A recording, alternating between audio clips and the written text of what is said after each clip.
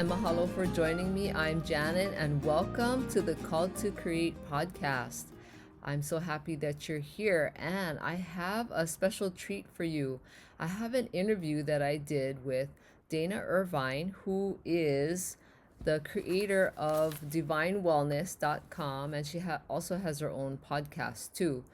But she actually teaches women about taking care of themselves, and she in this interview she talks about her fourfold foundation, and she's a thermographer by trade, and she shares some really amazing things that I wanted to share with you, because as we start this new year, I want you ladies to take care of yourself, and she has some really amazing things for you to do. And there are some things that I've never heard before, and there are things that I've heard before, but I never really understood. So she goes into detail about what it is and how to do it and how to take care of yourself. Especially if you're older and you're not in your 20s and 30s, you and I, we really have to take care of ourselves in such a different way now. So I hope you enjoy this interview. It was so interesting. This is one of my favorite interviews I've done in a long time, because I need to take care of myself, and I want to offer you ladies this opportunity to learn other ways that you can take care of yourself other than what you hear people just say, exercise and all of that. So let's get started. Enjoy the interview. Okay, aloha and welcome. I have a special guest today, and her name is Dana Irvine, and she is a divine woman in so many ways. And you'll find out why as she shares her story. And welcome, Dana. Thank you so much, Shannon. Thank you. It's such a pleasure sharing between ourselves and our people, right? It's honestly an honor. Yes, I am Dana Irvine, and yes, I am a wise divine woman. I am a health coach, but I'm also a clinical thermographer. So I get to talk to women about some interesting topics, but then I also get to integrate a lot of different people and different scenarios with different, depending on what I see in thermography. But when I'm coaching women on hormone health, it's again also some great topics come up, right? And as you know, like listening to the podcast, we do talk about sex or libido or breasts or vaginas or all these great things that sometimes maybe your mama didn't talk to you about, Yeah. or even the church doesn't talk about. So those are just things. And the one thing I love doing is talking to women in a full circle perspective, and especially for busy CEO women, or busy entrepreneurs, or even mom who are trying to hustle and just survive, keep above water, right? And so, I mean, I love using thermography. I know you have thermography there on the island, but it's hard to say what they do and how they use it. But when you're looking at your body from a full perspective, it's always that spirit, mind, body, nutrition, that fourfold system of life that you want to uh, focus your health upon. And it's not, and it's a balance, right? It's Go ahead.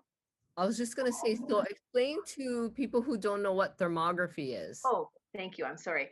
Thermography is an infrared study of the body through an infrared camera, and it's a non-contact, non-invasive approach where the camera is mapping out your heat signature on the body. So, just the same as industrial on the island, you have inspectors who would look at buildings with infrared cameras looking for hot spots or cold drafts, or you have your military going out into the mountains looking with their infrared cameras looking for lost people, right? Or those Wow. types of things, right? So you're still looking at that from the same aspect with the body. So you're looking for hot spots and cold drafts to the body. And with thermography, back in the 60s and 70s, they used to use it alongside mammograms. They didn't have the right people to interpret it or how to utilize that information at the same time. So then they kind of took it away. It's always been sort of deemed that alternative to a mammogram, which Right. it really isn't. It's an adjunctive. right? It's an adjunctive tool. You use it to see the physiology or the metabolic process of the body or the breast in conjunction with blood work or mammograms or x-rays or those types of things, because you're not just a singular cell. Mm-hmm. You're everything. You're all of it. Your body is just, ebbs and flows, and how you're managing stress and how your digestive system looks. So let's say, for instance, you're going to use like a upper body study, which I love using as part of my practice at before and after in their living transformation programs. And this is in clinic. So you're looking at everything from top of your head to your pubic bone, tailbone, right? Incorporate that type of idea. So if you don't have thermography, that's okay. But know that if you are having issues with the thyroid, we can see that if it's not working, it's blue, it's congested. If it's overworking, it's red and inflamed. Same as the liver. Let's say fatty liver disease may be really making the liver look super blue, or you had no idea it's not functioning well, or the liver would be red. And this, just to kind of over the top of the body. A hot mess mama is speckled with red spots all over her body. And that's usually estrogens or cortisol, that hormone imbalance that we talk about. But, Wow. anyways, thermography is a super fascinating opportunity to really kind of look at how you're managing your stress. Now, I work with a company that works with the International Thermography Association, and we still work the American one, but it's a really great company. It's a great program. And our interpreter is top notch. So, and then I just go over the report with my clients. So I do this for a company in New Jersey. I do that for a company here in Canada. And I go over your report with you and help you find and utilize. So I've always kind of, even if you don't have that aspect, you don't have those tools need you, nor do you have the extra money to do so. Always focus your time on looking at your body, not just as a symptom or as I'm going to react. We have to be proactive, not reactive. In a proactive, you're looking at how is my mind, how is my body, how is my foundation, my spirituality, but how is my nutrition? And this sets the stage and the foundation, not just for you and for longevity, right? But it really sets the stage for your family, your husband's longevity, where you're setting the foundation up for your kids as well, and being having them, because our hormonal life, our menopause, our periods start, like, they honestly start in the womb, in your mother's womb, Oh, but wow. really you're setting the stage in your preteens. So, how much exposure you got to chemicals, or how much junk food that you ate really sets the stage as how your periods are going to be when you're a teenager. And this is why you see this rise in miscarriages with young women right now, because of all of these environmental toxins, all of these xenoestrogens, all of these things that we've sort of kept accumulating along the way, right? And all of this junk food, Yeah, like, that it's, makes sense. yeah. So it's just trying to get women to realize that they need to become legacy makers, not only just, because they're awesome, but this really does set the stage for their kids' health and then their grandkids' health, right? So that's why I love talking about these topics, right? Yeah, it is So, so fascinating. Like, I can listen to you all day, just share all the knowledge that you have about what you do. And that's why yeah, I wanted you to come on my podcast, because I talk only to women. And I mean, unless there's a smart man out there who wants to listen, that would be yeah, fine. But I want yeah, yeah. to share with my listeners who are women, all the things that they need to be aware of and take and how to take care of themselves, because we live in a toxic and stressful world. And Right, it's hard to think right. about, all the things that you have to do as a woman. And then sometimes women are so overwhelmed with what they have to do in their health that they're not paying attention to their creative gifts, which is what I mainly focus on, is getting women to acknowledge their creative gift and use it and do something great with it. And it's really, really hard when you're not feeling good and you're stressed. It's super hard. Yeah. So I So want I you mean, to share that. when we're looking at things, so let's just start with like that fourfold system, which is an easy system to sort of look at things. And when you're looking at your spirituality and you're looking at your soul, the soul work, Mhm. you need to have a solid foundation in something. And I can't say what, that's your own thing to figure out.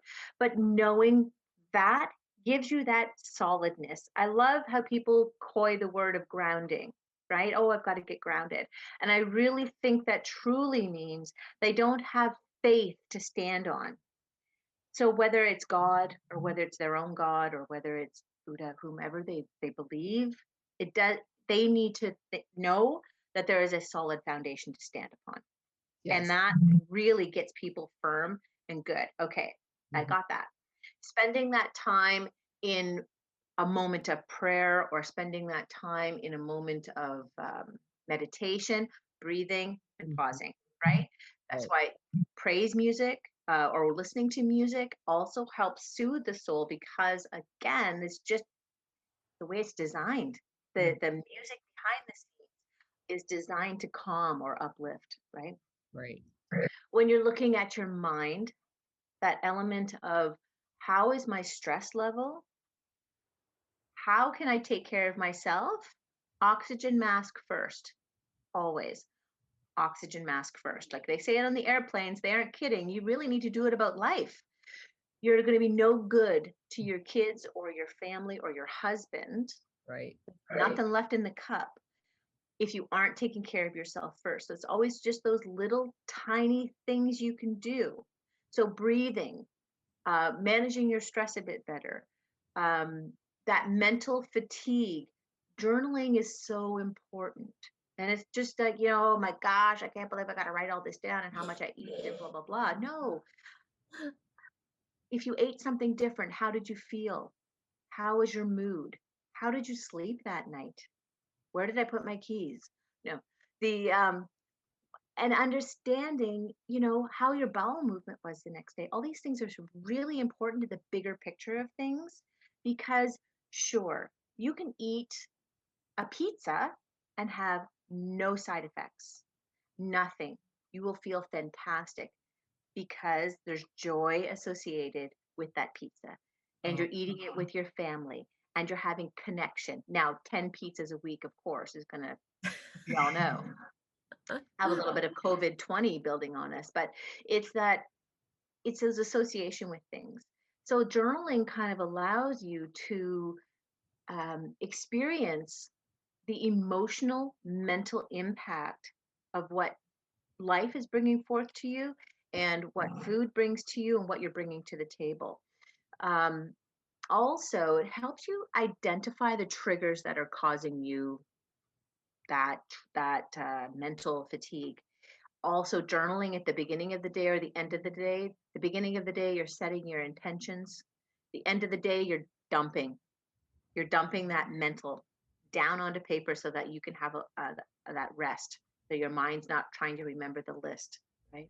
yeah. So these I are just some really quite cool. often on my podcast about how women need to write things out and not keep it Mhm. all in their head.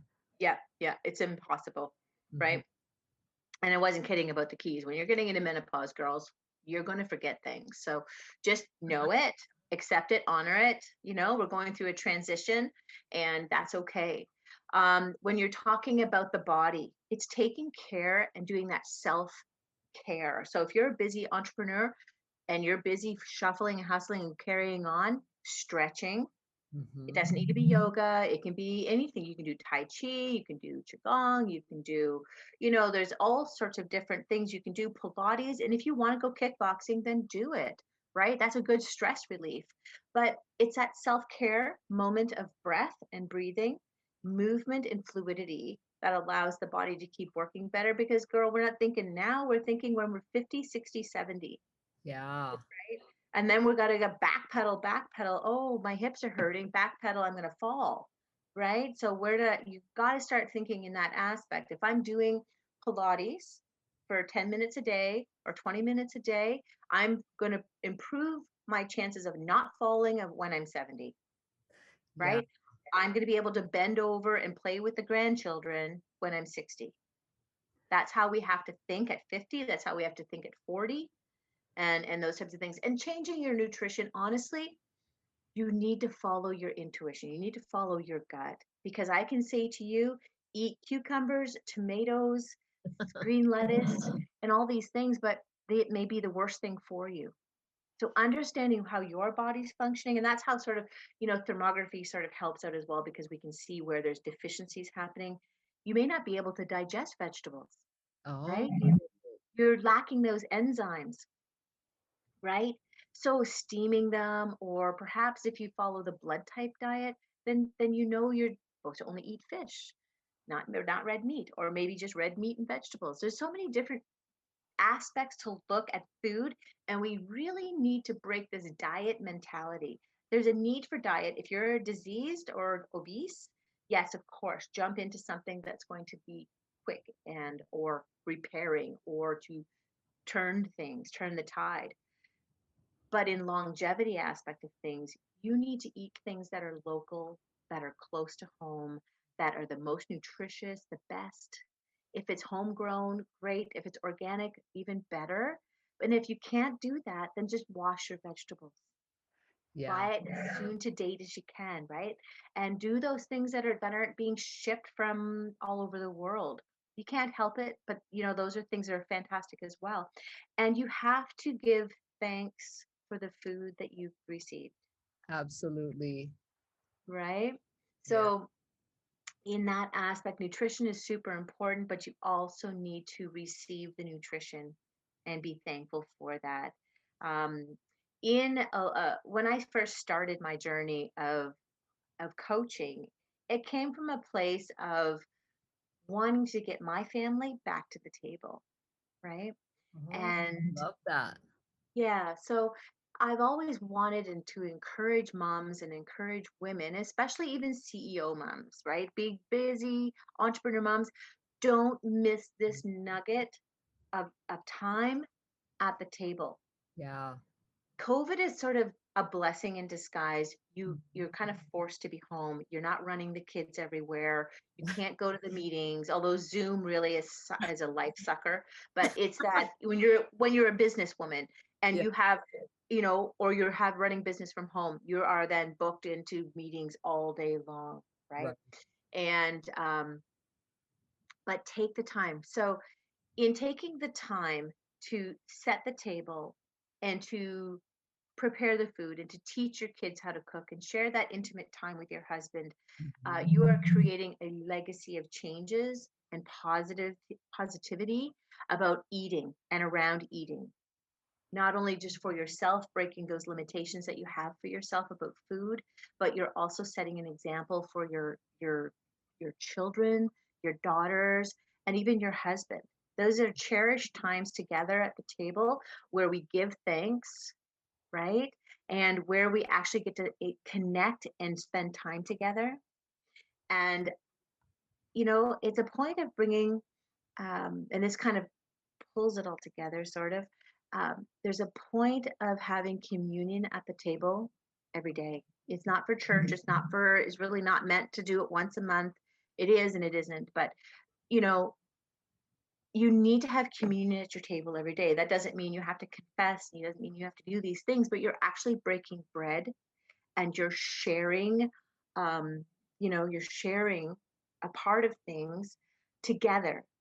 Yeah. And it's learning how to communicate with one another so that you're not sitting with anxiety or hatred or bitterness, Mhm. even to the people that are at the table. So, in teaching that and understanding that sort of component of getting people back to the table, um, and life should not be as stressful. If you need to order the fresh box or whatever, order food in, that's okay, right? But it's that communion time at the table where you're actually laughing, enjoying each other, and doing those.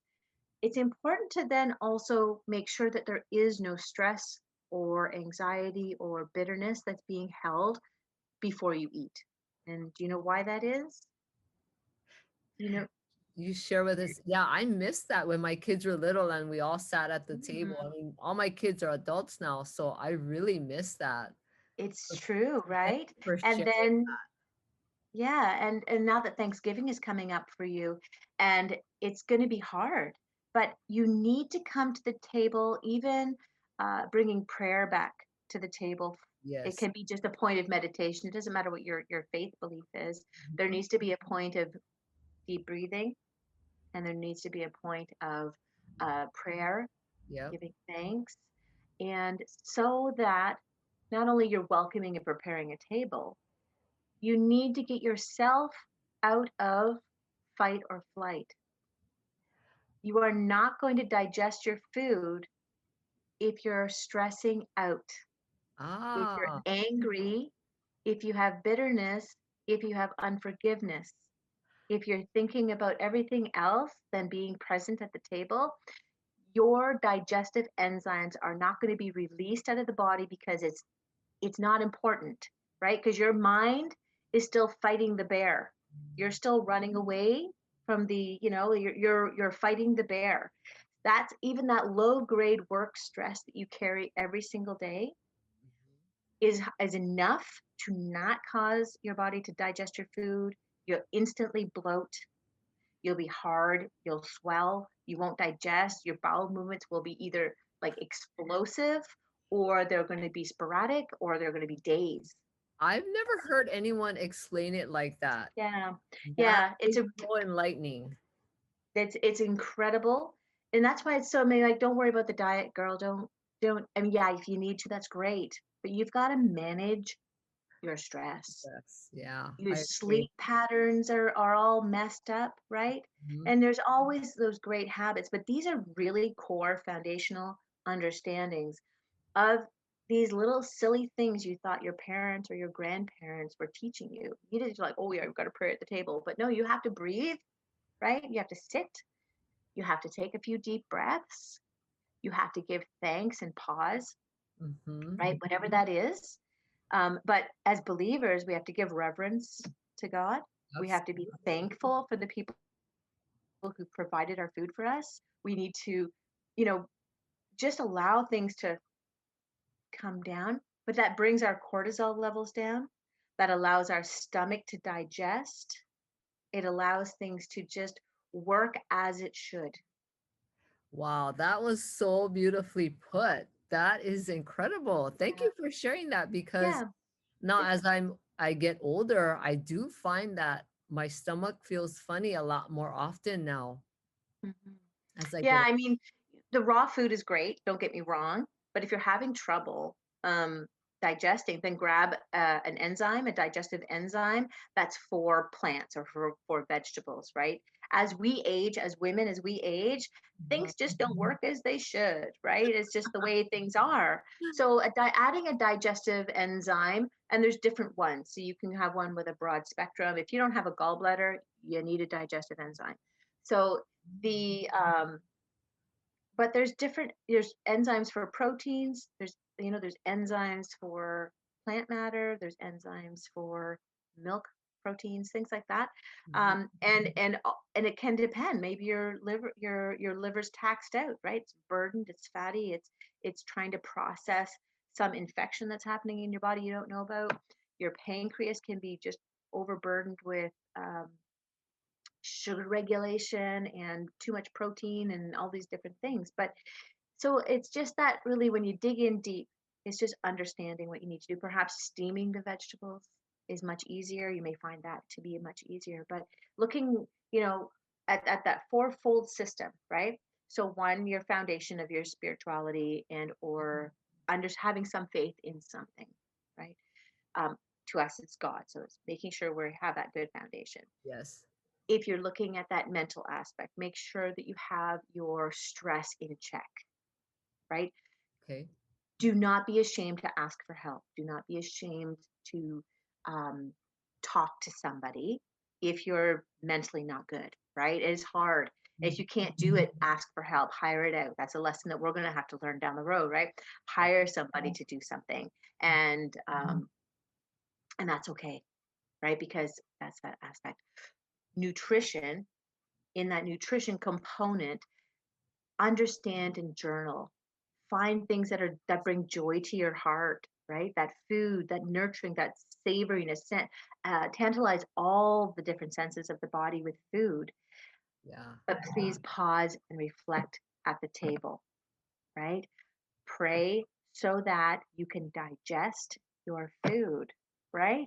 That is so And cool. then, I don't know. I have to say that again, that I've never yeah, heard anybody put it that way. yeah, yeah. It's important. It's, as you're researching it, understanding it, when they don't talk about it with prayer. Prayer is always that reference and of reverence to God, or the, giving thanks and da da da da. But many people are like blah blah blah. Okay.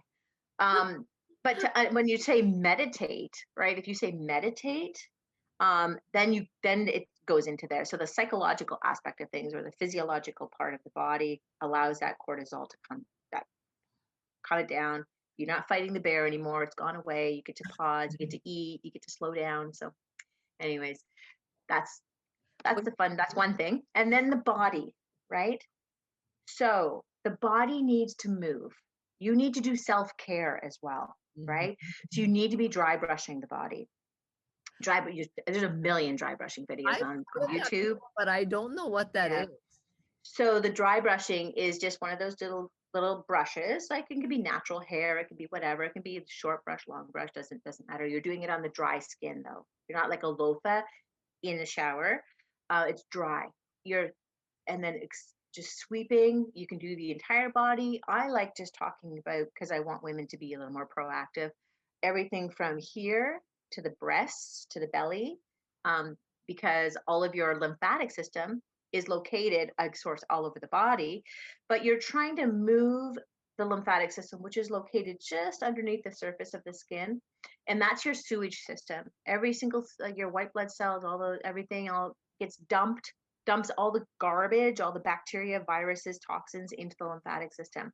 Our tight bras, are sitting at the desk for 8 hours, Mhm. are not moving like we should be, does stops the movement of the lymphatic system. We don't Oh, have that. It doesn't have a heart to move it. That's why rebounding and swimming and walking and lymphatic massage, hot and cold contrast showers, infrared sauna, dry brushing are all really important for the support of your immune system. so I just want to say, because people listening, Dana was actually showing brushing of the top of her arm. Yeah, so in gentles, I always forget that.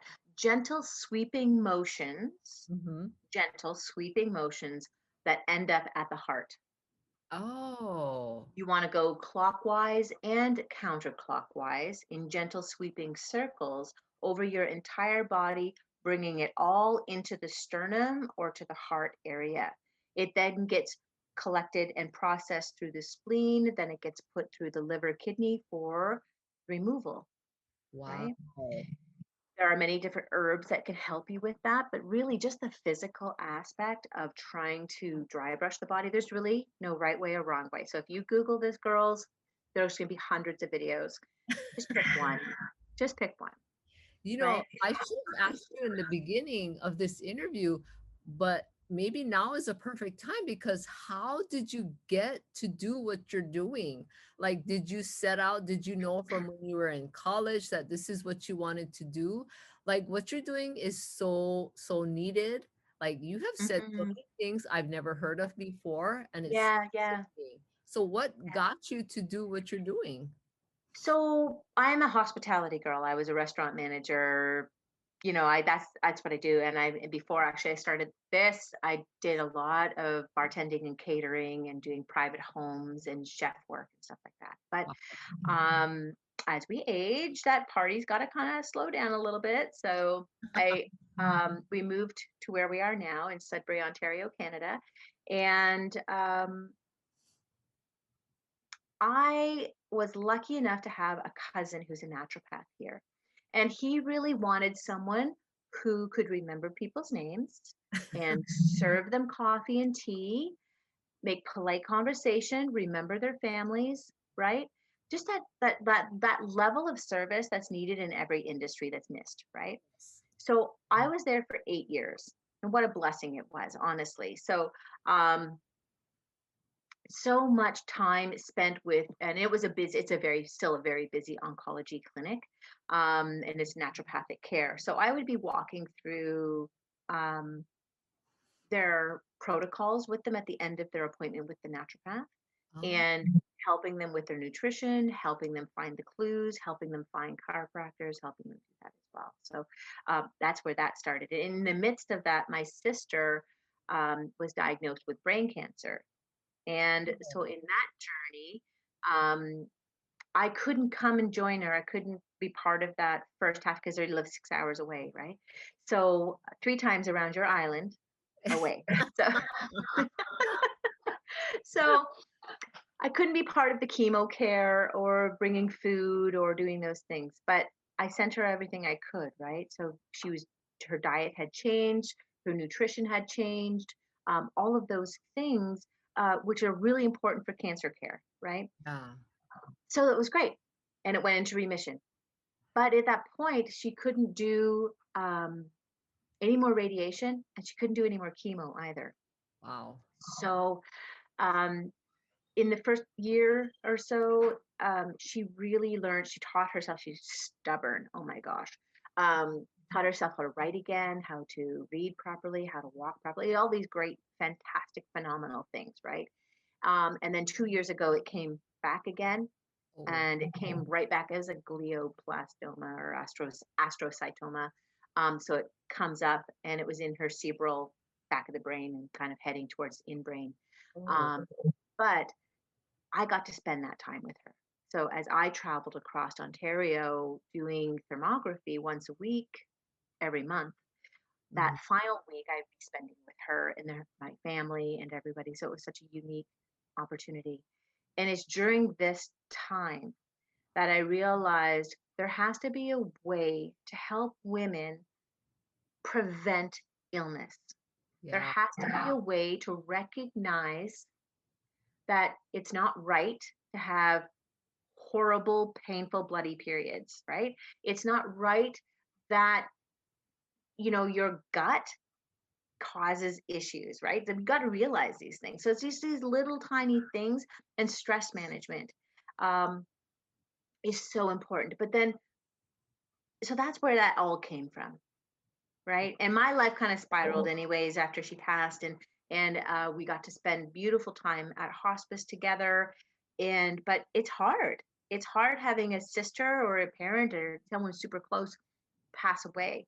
And Yeah. that's again another honoring experience that I'm sure I'm going to start walking in and talking about in my future, is that the grace of dying and being part of that.